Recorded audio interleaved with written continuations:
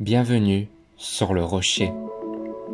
Aujourd'hui, de plus en plus de couples choisissent le Pacs au lieu du mariage. C'est une réalité sociale.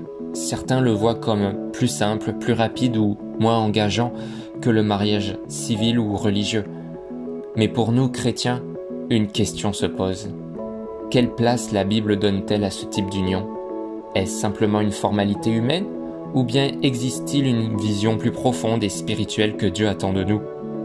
Dans cette vidéo, nous allons voir ensemble ce que Dieu dit d'une union vraiment sacrée et surtout comment aligner nos choix de couple avec les valeurs bibliques. Tout d'abord, le Pacs ou pacte civil de solidarité est avant tout un contrat juridique.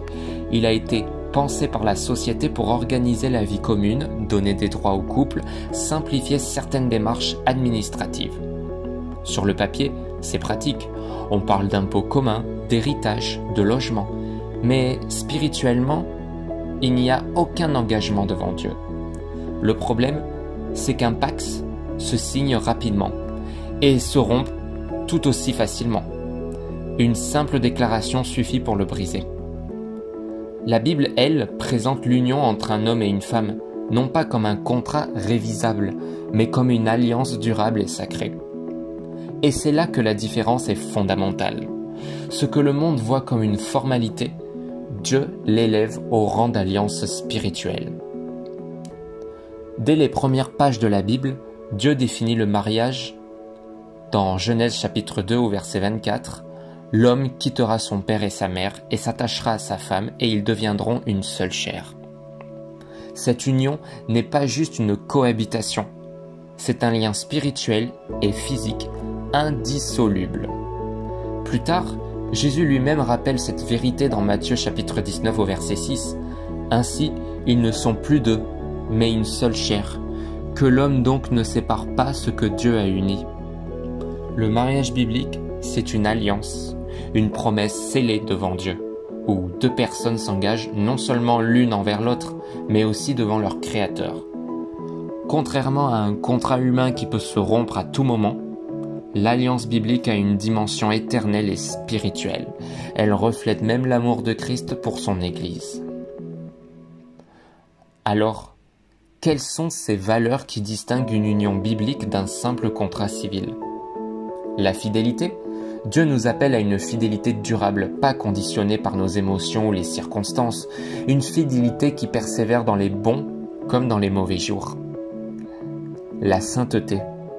Placer Dieu au centre de la relation, cela signifie chercher à lui plaire dans nos choix, dans notre manière d'aimer, dans notre intimité, dans nos projets. L'alliance.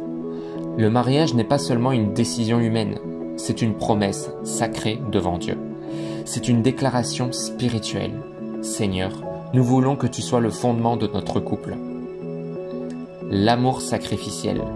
Éphésiens chapitre 5 au verset 25 dit « Marie, aimez vos femmes comme Christ a aimé l'Église et s'est livré lui-même pour elle. » Cet amour va bien au-delà des sentiments.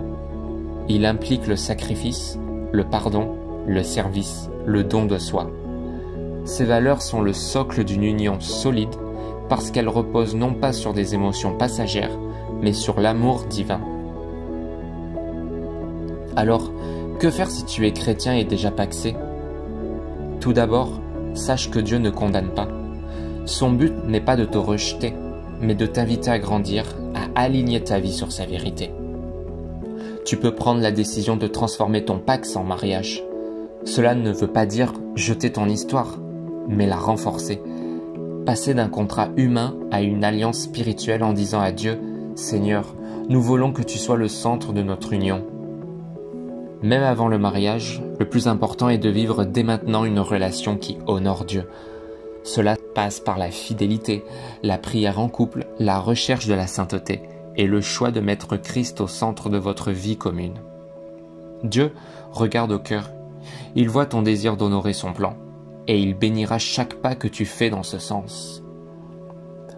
Le Pacs est un contrat civil, mais Dieu nous appelle à une alliance sacrée. Une alliance qui ne se limite pas à un papier, mais qui repose sur une promesse spirituelle, durable et éternelle.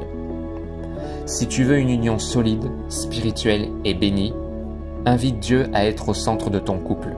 Parce qu'au final, ce qui fait la force d'un foyer, ce ne sont pas les droits civils, mais l'amour et la fidélité bâtis devant le Créateur. Merci d'avoir suivi cette vidéo. Si ce message t'a parlé, n'hésite pas à t'abonner, liker et partager pour encourager d'autres couples. Et souviens-toi, l'union la plus solide, c'est celle qui s'appuie non pas sur la loi des hommes, mais sur l'alliance de Dieu.